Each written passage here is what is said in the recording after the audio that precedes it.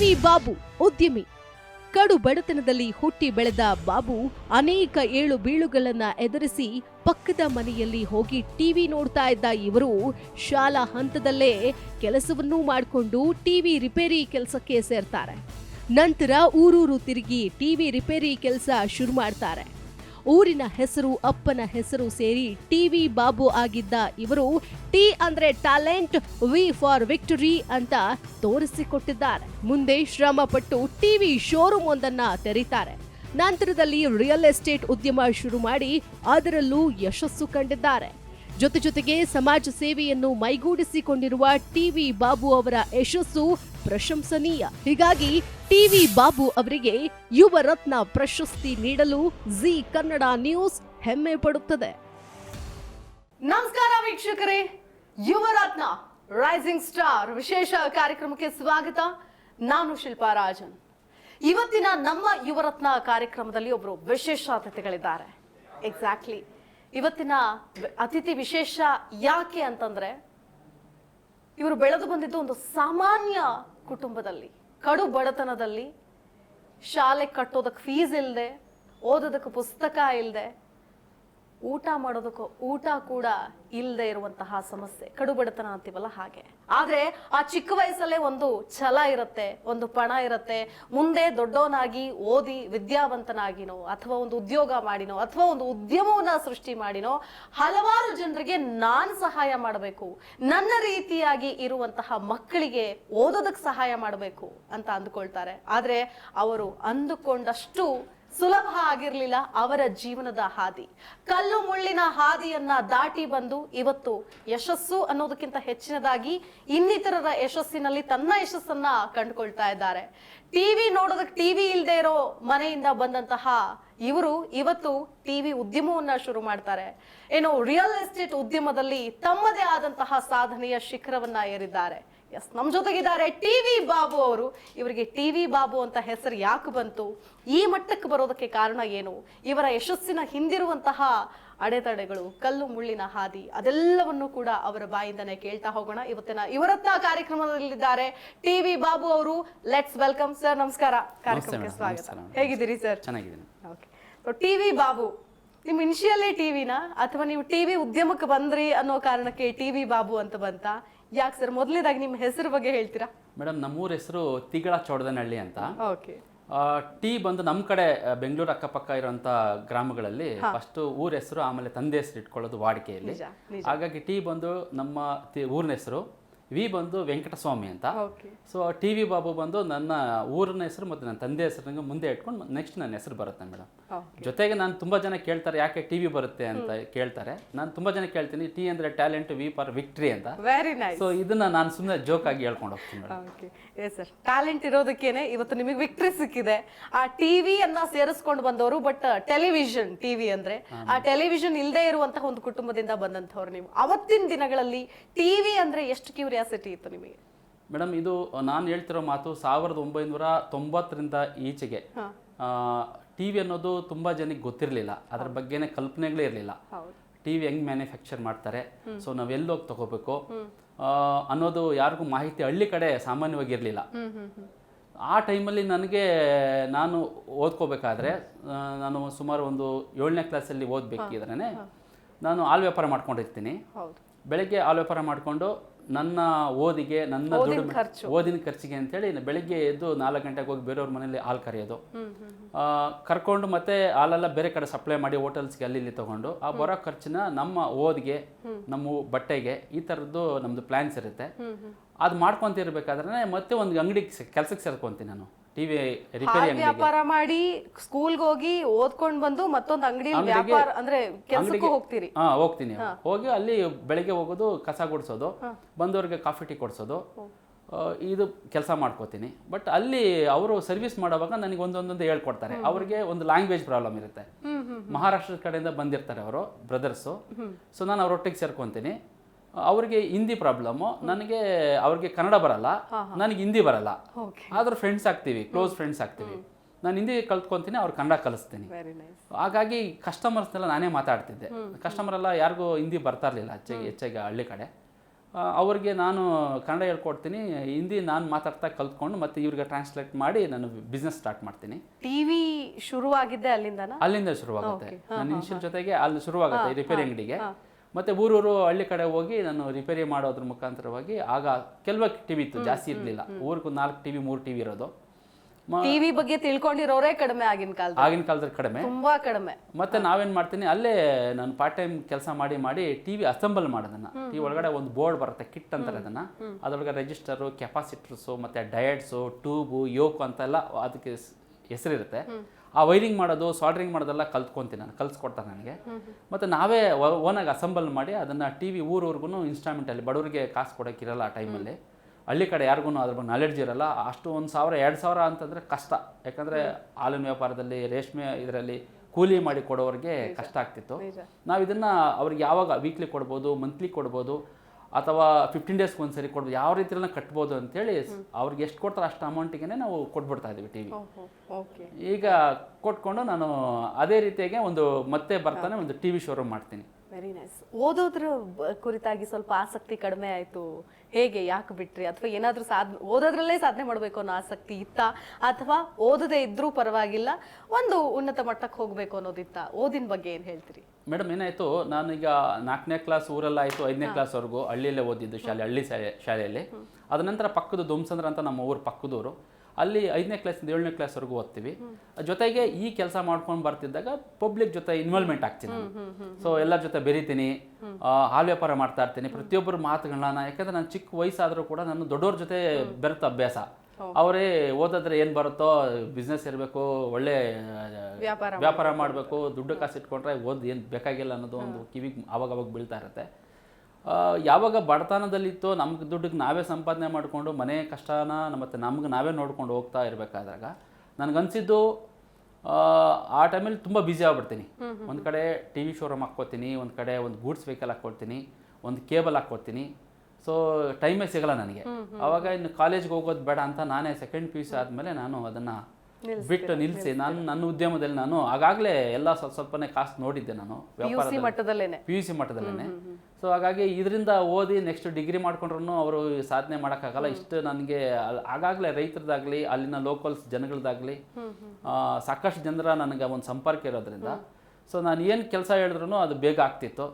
ಕಾಸು ಸಂಪಾದನೆ ಮಾಡೋಕ್ಕೆ ನಾನು ಆ ಟೈಮ್ಗೆ ಒಳ್ಳೆ ಇದಾಗಿದ್ದೆ ಮೇಡಮ್. ನೀವು ಇಷ್ಟೆಲ್ಲ ವಿಚಾರಗಳಲ್ಲಿ ಆ ಹಂತದಲ್ಲೇ ಬ್ಯುಸಿ ಆಗಿದ್ರಲ್ಲ, ಯಾವ ಹಸಿವು ನಿಮಗೆ, ಬಡತನದ ಹಸಿವು ಅಷ್ಟು ಮಟ್ಟದಲ್ಲಿ ದುಡಿಮೆಯಲ್ಲಿ ತೊಡಗಿಸ್ಕೊಳ್ಳೋದಕ್ಕೆ ಕಾರಣ ಆಯ್ತಾ, ಅಥವಾ ಯಾವ್ದಾದ್ರು ಒಂದು ಕಾರಣ ಅಥವಾ ಯಾವ್ದಾದ್ರು ಒಂದು ಇನ್ಸಿಡೆಂಟ್ ಇಂದ ಏನಾದ್ರು ಪ್ರೇರೇಪಣೆ ಆಗಿದ್ರ ಇದರಿಂದ ನಾನು ಹೊರಗೆ ಬರಬೇಕು ಅಂತ? ಮೇಡಮ್, ಯಾವತ್ತೂ ಇದ್ದ ಕಡೆ ಇರಬಾರ್ದು. ಬೇರೆ ಕಡೆ ನಾವು 4 ಕಡೆ ತಿರುಗಿದಾಗಲೇ ನಮ್ಗೆ ಗೊತ್ತಾಗೋದು ಪ್ರಪಂಚ ಹೆಂಗಿದೆ, ಯಾವ ರೀತಿ ಬೆಳೆದಿದೆ ಅಂತ. ಆಮೇಲೆ ನಾನು ನನ್ನ ಊರಲ್ಲೇ ಇದ್ದಿದ್ರೆ, ಹಳ್ಳಿಯಲ್ಲಿ ಮಟ್ಟಕ್ಕೆ ಅಂದರೆ ನಾನು ಅಲ್ಲೇ ಇದ್ಕೊಂಡಿದ್ದಿದ್ರೆ, ನಾನು ಅಲ್ಲೇ ಓದ್ಕೊಂಡು ಅಲ್ಲೇ ಇದ್ದಿದ್ರೆ ನಾನು ಸಾಧನೆ ಮಾಡೋಕ್ಕಾಗ್ತಾಯಿಲ್ಲ. 4 ಜನ ಸಾಧನೆ ಮಾಡಿದ್ದು, ಕೆಲವೊಂದು ಪುಸ್ತಕಗಳದ್ದು ನಾನು ಓದಿದ್ದು, ನಮ್ಮ ವಿಶ್ವೇಶ್ವರಯ್ಯರಾಗಿರ್ಬೋದು, ಅವ್ರಿಗೆ ಏನಿರಲಿಲ್ಲ, ಬೀದಿ ದೀಪದಲ್ಲಿ ಓದೋಂಥವ್ರು, ಅಂಬೇಡ್ಕರ್ ಇರ್ಬೋದು, ಅವ್ರಿಗೂ ಅಷ್ಟೇ. ಯಾರು ಸಾಧನೆ ಮಾಡಿ ಓದ್ರಲ್ಲಂತ ದೊಡ್ಡ ದೊಡ್ಡ ಹಿರಿಯ ವ್ಯಕ್ತಿಗಳನ್ನ ನೋಡಿ ಅವ್ರ ಹಿಂದೆ ಬಡತನ ಇರುತ್ತೆ, ಕಠಿಣವಾಗಿರ್ತಕ್ಕಂತಹ ಕಷ್ಟಗಳಿರ್ತವೆ. ಆ ಕಷ್ಟನ ನಾವು ಅನುಭವಿಸಿದಾಗ ಮಾತ್ರ ನಮ್ಗೆ ಗೊತ್ತಾಗುತ್ತೆ ಮುಂದೆ ನಾವು ಸಾಧನೆ ಮಾಡಲೇಬೇಕು ಅಂತ. ಆ ರೀತಿ ನಾವು ಕಷ್ಟ ನೋಡಿದ್ವಿ. ಮನೆಯಲ್ಲಿ ಬಡತನ, ಓದೋದಕ್ಕೆ ನಮಗೆ ಸಹಾಯ ಮಾಡೋರಿರಲಿಲ್ಲ, ಊಟದ ತೊಂದರೆ, ಬಡತನದಲ್ಲಿ ಎಷ್ಟೋ ದಿನ ನಾವು ಊಟ ಇಲ್ದಿರ ನಾವು ಮಲಗಿರೋಂಥ ದಿನಗಳು ಇದ್ದಾವೆ ನಮಗೆ. ಸೊ ಇವೆಲ್ಲ ನೋಡಿದಾಗ ನಾವು ಇನ್ನೊಬ್ಬರ ರೀತಿಯಲ್ಲಿ ನಾವು ಬೆಳಿಬೇಕು, ಆರ್ಥಿಕವಾಗಿ ಸಬಲರಾಗಬೇಕು, ನಾವು ನಮ್ಮಿಂದ ಏನಾದರೂ ಈ ಸಮಾಜಕ್ಕೆ ಒಂದು ಕೊಡುಗೆ ಕೊಡಬೇಕು ಅಂತ ಛಲ ನನಗೆ 5ನೇ ಕ್ಲಾಸಿಂದನೇ ಇತ್ತು. ಹಾಗಾಗಿ ನಾನು ಇದನ್ನು ದುಡಿತಾ ಬಂದೆ.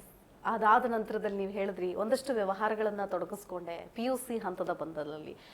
ನೀವೇ ಒಂದು ಟಿವಿ ಶೋರೂಮ್ ಕೂಡ ಸ್ಥಾಪನೆ ಮಾಡ್ತೀರಿ. ಆ ಸಂದರ್ಭದಲ್ಲಿ ಟಿವಿ ಅಂದ್ರೇನೆ ಎಲ್ಲರಿಗೂ ಒಂದು ಕುತೂಹಲ, ಕಣ್ಣರಳಿಸಿ ನೋಡ್ತಾ ಇದ್ರು ಟಿವಿ ಅಂತ. ಈಗ ಇಷ್ಟು ಅಗ್ಗವಾಗೂ ಇರ್ಲಿಲ್ಲ, ಇಷ್ಟು ಸುಲಭದಲ್ಲೂ ಇರ್ತಾ ಇರ್ಲಿಲ್ಲ, ಎಲ್ಲೋ 1-2 ಮನೆಗಳಲ್ಲಿ ಟಿವಿ ಇರ್ತಾ ಇತ್ತು, ಹೋಗಿ ನೋಡುವಂತಹ ಒಂದು ಪರಿಸ್ಥಿತಿ ಇತ್ತು. ಆ ಸಂದರ್ಭದಲ್ಲಿ ಟಿವಿ ಒಂದಿಗಿನ ಒಲವು ನಿಮ್ಗೆ ಆಲ್ರೆಡಿ ಶುರುವಾಗಿತ್ತು, ಅದನ್ನೇ ಉದ್ಯಮವಾಗಿ ಪರಿವರ್ತಿಸ್ಕೊಳ್ತೀರಿ.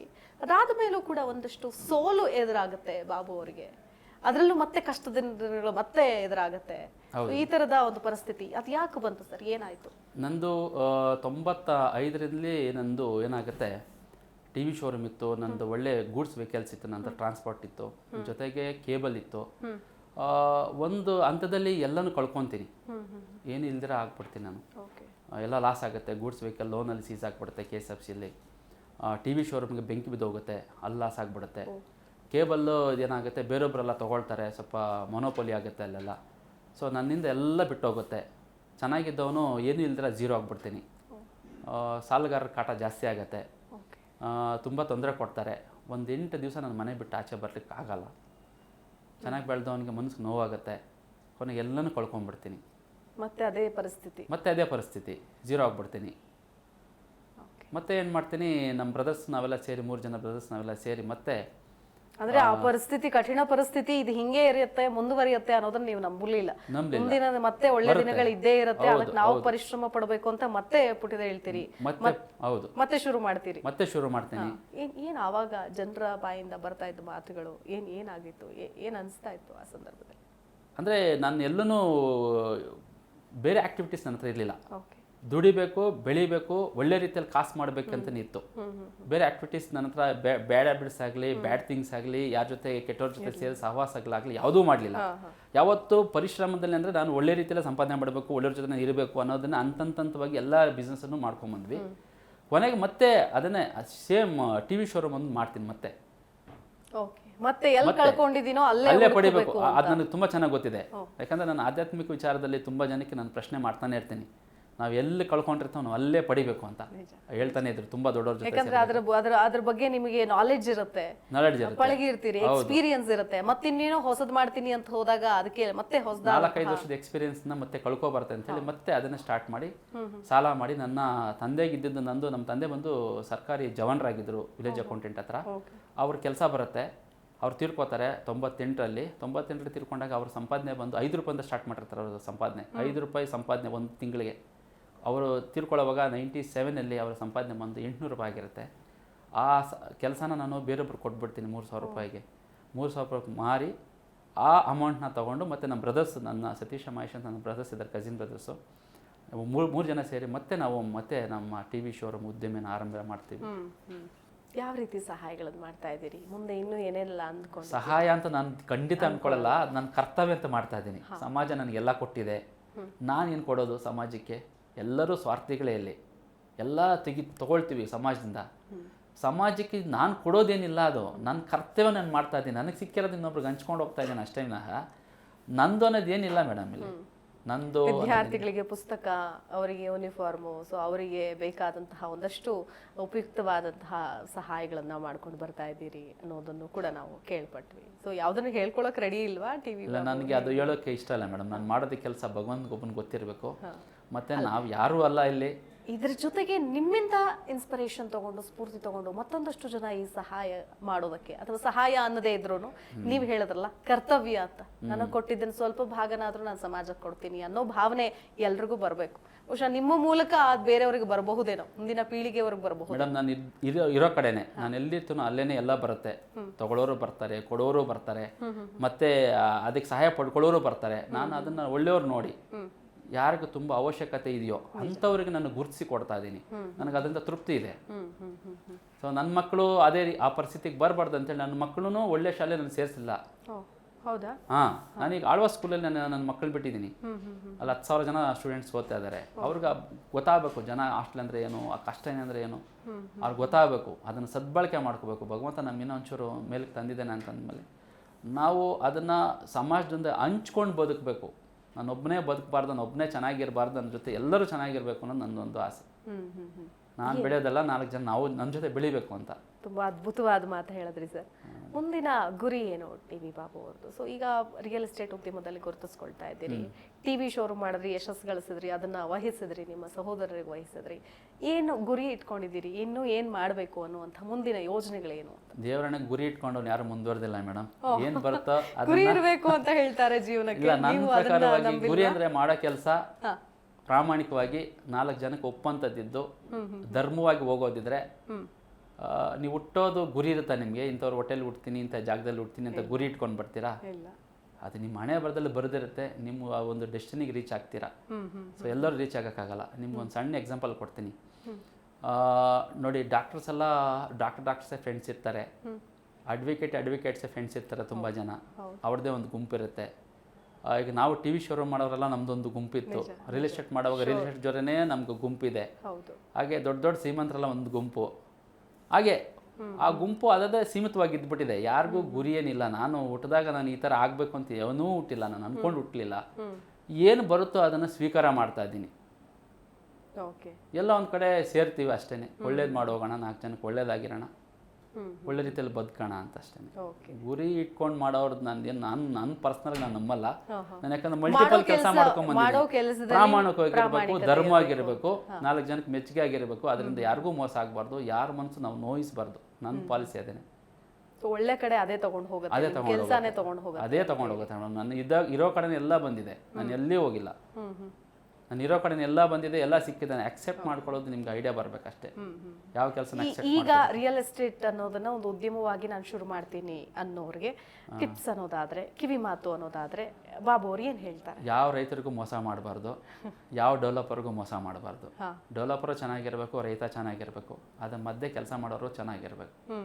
ಮೋಸ ಮಾಡಕ್ ಹೋಗ್ಬಾರ್ದು. ಇದು ನನ್ನ ಕಿವಿ ಮಾತು. ಅವಾಗ ಎಲ್ಲರೂ ಚೆನ್ನಾಗಿರ್ತೀವಿ ನಾವು. ಓಕೆ, ಅಂದ್ರೆ ಸತ್ಯ ಏನಿದೆಯೋ ಅದನ್ನ ಹೇಳಿ ಎರಡೂ ಕಡೆ ಅಂತ ಹೇಳಿ. 2 ಕಡೆ ಹೇಳ್ಬೇಕು. 1000 ಸುಳ್ಳು ಹೇಳಿ ಮದುವೆ ಮಾಡುವಂತಾರಲ್ಲ, ಹಂಗೆ 1000 ಸುಳ್ಳು ಹೇಳಿ ರಿಯಲ್ ಎಸ್ಟೇಟ್ ಉದ್ಯಮವನ್ನ ಮಾಡಕ್ ಹೋಗಬೇಡಿ ಅಂತ ಹೇಳಿ. ತುಂಬಾ ಜನ ಹೇಳ್ತಿದ್ರು ರಿಯಲ್ ಎಸ್ಟೇಟ್ ಅಂತ.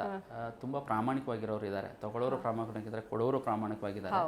ಯಾರೋ ಒಂದು 4-5 ಜನ ಮಾಡೋದು ಕೆಟ್ಟ ಕೆಲಸಕ್ಕೆ ಆ ಉದ್ಯಮಕ್ಕೆ ಮಸಿ ಮಾಡೋದು ಬೇಡ. ಇವತ್ತು ರಿಯಲ್ ಎಸ್ಟೇಟ್ ಇರೋದ್ರಿಂದನೇ ಎಲ್ಲ ರೀತಿ ವ್ಯವಹಾರಗಳು. ಜಮೀನು ವ್ಯಾಪಾರ ಆದ್ಮೇಲೆ ಒಂದು ಇಷ್ಟನ್ನು ಮಾತ್ರ ಕಂಪಲ್ಸರಿ ನೋಡಿ ಒಂದು ಜಮೀನನ್ನ, ಒಂದು ಜಾಗವನ್ನ ಖರೀದಿ ಮಾಡೋ ಸಂದರ್ಭದಲ್ಲಿ. ಯಾಕಂದ್ರೆ ಎಷ್ಟೋ ಜನ ಒಂದು ಪ್ರಾಪರ್ಟಿ 4-5 ಜನಕ್ಕೆ ಮಾರ್ಬಿಟ್ಟಿರ್ತಾರೆ. ಬೆಂಗಳೂರಿನಂತ ದೊಡ್ಡ ಸಿಟಿಲಿ ಇವೆಲ್ಲವೂ ಕೂಡ ನಡೀತಾ ಇರುತ್ತೆ, ಸರ್ವೇ ಸಾಮಾನ್ಯ ಆಗೋಗಿದೆ. ಜಮೀನು ತಗೋಬೇಕಾದ್ರೆ ಏನು ಜಮೀನು ಅಥವಾ ಒಂದು ಜಾಗವನ್ನ ಖರೀದಿ ಮಾಡ್ತಾ ಇದೀವಿ ಅಂದಾಗ ಇಂಪಾರ್ಟೆಂಟ್ ಆಗಿ ಇದನ್ನ ಮಸ್ಟ್ ಅಂಡ್ ಶುಡ್ ಆಗಿ ನೋಡಿ ತಗೊಳ್ಳಿ ಅನ್ನೋದನ್ನ ನಮ್ಮ ಕಾರ್ಯಕ್ರಮದ ಇವತ್ತಿನ ಯುವರತ್ನದ ಮೂಲಕ ಹೇಳ್ತೀನಿ ಮೇಡಮ್. ನಮ್ಗೆ ಗೊತ್ತಿರೋರಿಗೆ ಯಾರು ಡಾಕ್ಯುಮೆಂಟ್ಸ್ ಬಗ್ಗೆ, ಜಮೀನು ಬಗ್ಗೆ ನಾಲೆಡ್ಜ್ ಇದೆಯೋ ಅಂಥವ್ರಿಗೆ ವಹಿಸ್ಕೊಡ್ಬೇಕು. ಅಂಥವ್ರನ್ನ ಹುಡುಕಿ ಇಟ್ಕೊಂಡ್ರೆ ಸಾಕು. ನಾವೆಲ್ಲ ಕೆಲಸದಲ್ಲಿ ನಾವು ಪ್ರಾಮಾಣಿಕವಾಗಿ ನಾವು ಎಕ್ಸ್ಪರ್ಟ್ ಆಗೋಕ್ಕೆ ಚಾನ್ಸೇ ಇಲ್ಲ. ಅದಕ್ಕೆ ಯಾರು ಎಕ್ಸ್ಪರ್ಟ್ ಇರ್ತಾರೆ 4-5 ಜನದಲ್ಲಿ ಒಬ್ಬನ ಸೆಲೆಕ್ಟ್ ಮಾಡಿಕೊಂಡು ಅವ್ರ ಥ್ರೂ ತೊಗೊಳ್ಳೋದು. ಯಾಕಂದರೆ ಮೇನ್ ನೋಡಬೇಕಾಗಿರೋದು ಈ ಸೀಟ್ ನೋಡಬೇಕಾಗತ್ತೆ, ಬ್ಯಾಂಕ್ ಲೋನ್ಸ್ ಇದೆಯಾ ನೋಡಬೇಕಾಗತ್ತೆ, ಮೂಲ ಡಾಕ್ಯುಮೆಂಟ್ಸ್ ಸರ್ಚ್ ಮಾಡಬೇಕಾಗತ್ತೆ. ಅವೆಲ್ಲ ನೋಡೋದಕ್ಕೆ ಆಗಲ್ಲ, ಗೊತ್ತಿರಲ್ಲ, ತುಂಬ ಜನ ಗೊತ್ತಿರಲ್ಲ. ಅದಕ್ಕೆ ಗೊತ್ತಿರೋರ ಹತ್ರ ಹೋಗಿ ಒಬ್ಬ ವಕೀಲರ ಮುಖಾಂತರನೋ ಅಥವಾ ಒಳ್ಳೆ ನಾಲೆಡ್ಜಬಲ್ ಪರ್ಸನ್ ಹತ್ರ ಹೋದರೆ ಯಾವ್ದು ನೋಡಿ ನಾವು ತೊಗೊಂಡ್ರೆ ಒಳ್ಳೇದಿರುತ್ತೆ ಅಂತ ಹೇಳಿ ಹೋದ್ರೆ ಗೊತ್ತಾಗುತ್ತೆ. ಆ ರೀತಿ ತೊಗೋಬೇಕಷ್ಟೇ. ನೀವೇ ಡಿಸಿಷನ್ ತೊಗೊಂಡು ನೀವೇ ತೊಗೊಂಡ್ರೆ ಟೋಪಿ ಬೀಳೋದು ಜಾಸ್ತಿ. ನಿಜ. ಇವತ್ತಿನ ಈ ಒಂದು ಹಂತಕ್ಕೆ ಬಂದು ನಿಂತಿದ್ದೀರಿ ಅಂದರೆ ನೀವು ನೆನೆಸ್ಕೊಂಡ್ರಿ, ನಿಮ್ಮ ತಂದೆಯವ್ರು ನೆನೆಸ್ಕೊಂಡ್ರಿ. ಸೊ ಅಲ್ಲಿಂದ ಬಂದಂತಹ ಒಂದಷ್ಟು ಹೆಚ್ಚು ಕಡಿಮೆಯ ಒಂದು ಸಹಾಯದಿಂದ ಬಿಸ್ನೆಸ್ಸಿಗೆ ಹಾಕಿದೆ ಅಂತ ಹೇಳಿದ್ರಿ. ಈ ಹಂತಕ್ಕೆ ಏಳು ಬೀಳು ಎರಡನ್ನೂ ಕಂಡಿದ್ದೀರಿ. ಸೊ ಕಷ್ಟದಿಂದ ಬಂದು ಯಶಸ್ಸು ಗಳಿಸಿ ಮತ್ತೆ ಕಷ್ಟಕ್ಕೆ ಹೋಗಿ ಮತ್ತೆ ನಾವು ಸಾಧನೆ ಮಾಡುವಂತಹ ಛಲ ಇದ್ರೆ, ಮನಸ್ಸಿದ್ರೆ ಯಾವ ಹಂತ ಕೂಡ ನಮಗೆ ಅಡ್ಡಿ ಆಗೋದಿಲ್ಲ ಅನ್ನೋದನ್ನು ಸಾಧಿಸಿ ತೋರಿಸಿದ್ದೀರಿ, ಅಂದ್ಕೊಂಡಿದ್ದೀರಿ, ಮುಂದುವರಿತಾ ಇದ್ದೀರಿ. ಈ ಹಂತದಲ್ಲಿ ಧನ್ಯವಾದ ಹೇಳಬೇಕು ಅಥವಾ ಇಂಥವ್ರು ನೆನ್ಸ್ಕೋಬೇಕು, ಈ ಕಾರ್ಯಕ್ರಮದ ಮೂಲಕ ನಾನು ಅವ್ರಿಗೆ ಏನೋ ಒಂದು ಸಂದೇಶ ಹೇಳಬೇಕು ಅನ್ನೋದಾದ್ರೆ ಏನಾದ್ರು ಇದ್ರೆ ಏನ್ ಹೇಳ್ತೀರಿ? ಮೊದಲನೇದಾಗಿ ನಮ್ಮ ತಂದೆ ತಾಯಿಗೆ ಹೇಳ್ತೀನಿ. ಅದ್ರ ಜೊತೆಗೆ ನನ್ನ ಪರಿವಾರ, ನನ್ನ ಕುಟುಂಬದವರು, ಅದಾದಮೇಲೆ ನನ್ನ ಬೆಳೆಸಿ ನನ್ನನ್ನು ಪ್ರೋತ್ಸಾಹಿಸಿ ಇಲ್ಲಿ ತನಕ ನನ್ನೊಂದು ಮಟ್ಟಿಗೆ ತಂದಂತಹ ತುಂಬ ಜನ ಇದ್ದಾರೆ. ಅದರಲ್ಲಿ ಕೆಲವು ಜನಗಳು ನನಗೆ ತುಂಬ ಇಷ್ಟ. ಅದರಲ್ಲಿ ಶಿವಪ್ರಸಾದ್ ರೆಡ್ಡಿನವರು, KR ಶೆಟ್ಟಿ ಅನ್ನೋರು, ಸುರೇಶ್ ಶೆಟ್ಟಿ ಅನ್ನೋರು, ಮತ್ತು ಆನಂದರಾಮ್ ಸಾರು, ಹಾಗೆ ನಮ್ಮ NVT ಗ್ರೂಪ್ ಇರಬೇಕು. ಪ್ರಗತಿಯಲ್ಲಿ ಒಬ್ಬರು ನಮ್ಮ ಹರಿಕಿಶೋರಣ್ಣ ಅಂತ ಇರ್ತಾರೆ. ಸೊ ಒಳ್ಳೆ ಮಾಡೆಲ್ ಪರ್ಸನ್ನು, ತುಂಬ ಭಾರಿ ವ್ಯಕ್ತಿತ್ವ. ಸೊ ಇಂಥವರು. ಮತ್ತು ನನ್ನ NVT ಗ್ರೂಪ್ ಅಂತ ನಾನೇ ಬೆಳೆಸಂಥ ಒಂದು ಕಂಪನಿ, ಒಟ್ಟಿಗಿದ್ದೀವಿ ಪ್ರತಿಯೊಂದು ವಿಷಯಕ್ಕೂ. ಸೊ ಹೀಗೆ ನನ್ನ ಬೆನ್ನು ತಟ್ಟಿ ನನ್ನ ಪ್ರತಿಯೊಂದು ಕೆಲಸಕ್ಕೂ ಮಾರ್ಗದರ್ಶಕರಾಗಿ ನಾನು ಏನು ಹೇಳಿದ್ರು ಕೇಳೋಂಥವ್ರು ಇಷ್ಟು ಜನ ನನ್ನ ಒಂದು ಲೆಕ್ಕಕ್ಕೆ ಒಂದು ಉನ್ನತ ಸ್ಥಾನಕ್ಕೆ ತೊಗೊಂಡು ಹೋಗಿದ್ದಾರೆ. ಅದರಲ್ಲಿ ಇನ್ನೊಬ್ಬರು ವ್ಯಕ್ತಿತ್ವ ವಿಶೇಷವಾಗಿ ಒಬ್ಬ ರವಿಕುಮಾರ್ ಅಂತಿದ್ದಾರೆ, ದೇವರಾಯ ಸಮುದ್ರದವರು. ನನ್ನನ್ನು ಬ್ಲೈಂಡಾಗಿ ಆ್ಯಕ್ಚುಲಿ ನನ್ನನ್ನು ಬೆನ್ನು ತಟ್ಟಿ ನನಗೆ ಬ್ಲೈಂಡಾಗಿ ಸಹಾಯ ಮಾಡಿದವರು.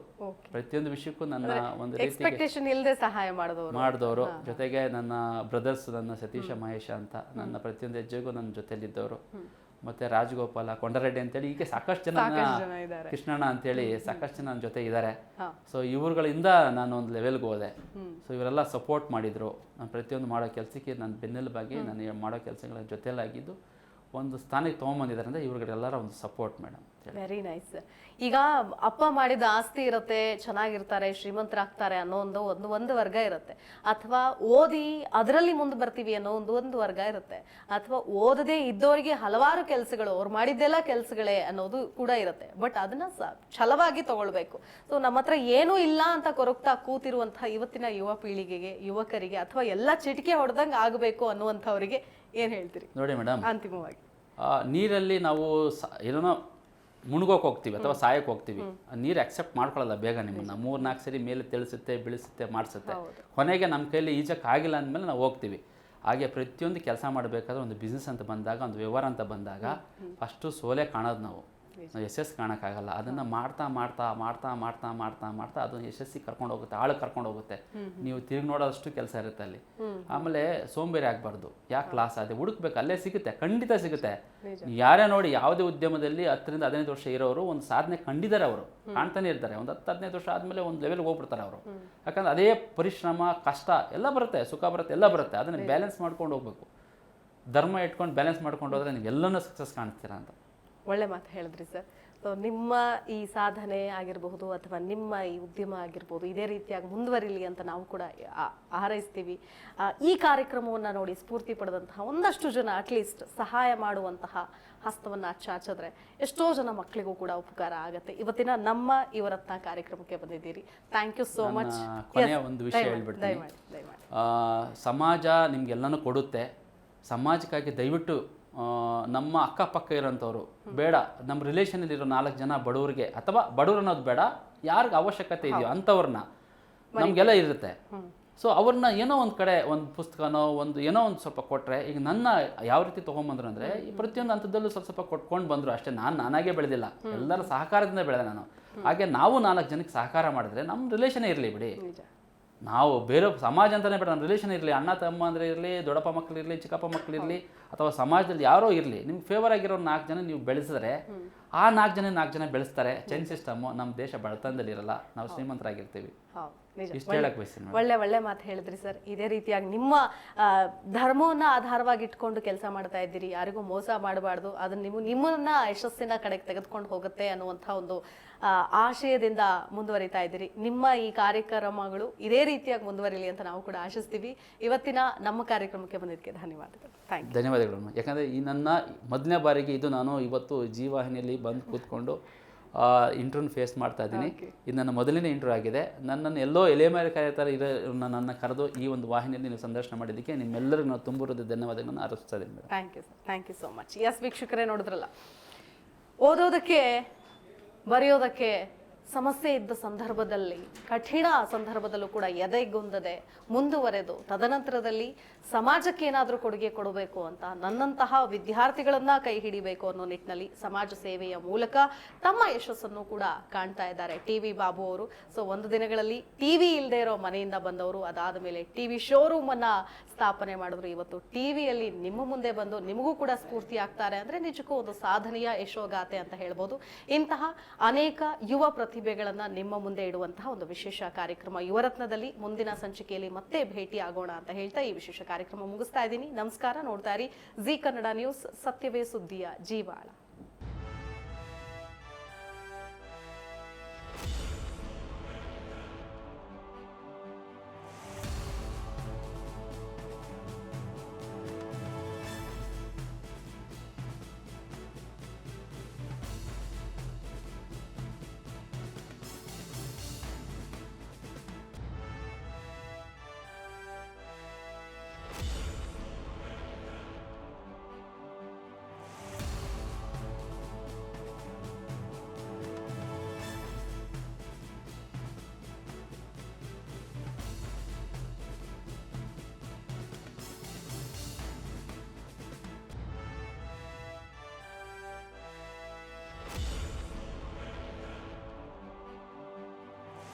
ಸರ್ ನಮಸ್ಕಾರ. ಮೊದಲಿಗೆ ಕಂಗ್ರ್ಯಾಚುಲೇಷನ್ಸ್, ಯುವರತ್ನ ಪ್ರಶಸ್ತಿಯನ್ನು ಪಡೆದುಕೊಂಡಿದ್ರಿ.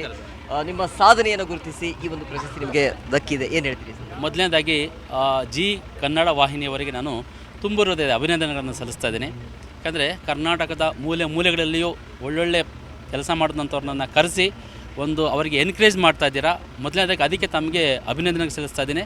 ಮತ್ತು ಈ ಒಂದು ಪ್ರಶಸ್ತಿಯನ್ನು ನನ್ನ ಊರಿನ ಜನರಿಗೆ, ಅಂದರೆ ಆನೇಕಲ್ ತಾಲೂಕಿನ ಎಲ್ಲ ಜನತೆಗೂ ಮತ್ತು ನನ್ನೂರಿನ ಎಲ್ಲ ಸ್ನೇಹಿತರಿಗೂ, ದೊಮ್ಸಂದ್ರ ಇರ್ಬೋದು, ಟಿ ಸಿ ಹಳ್ಳಿ ಇರ್ಬೋದು, ನನಗೆ ಪ್ರೋತ್ಸಾಹ ಮಾಡಿದಂಥ ಎಲ್ಲ ನನ್ನ ಸ್ನೇಹಿತರಿಗೆ ಅವರಿಗೆ ಅರ್ಪಿಸ್ತಾ ಇದ್ದೀನಿ ಈ ಒಂದು ಅವಾರ್ಡನ್ನು.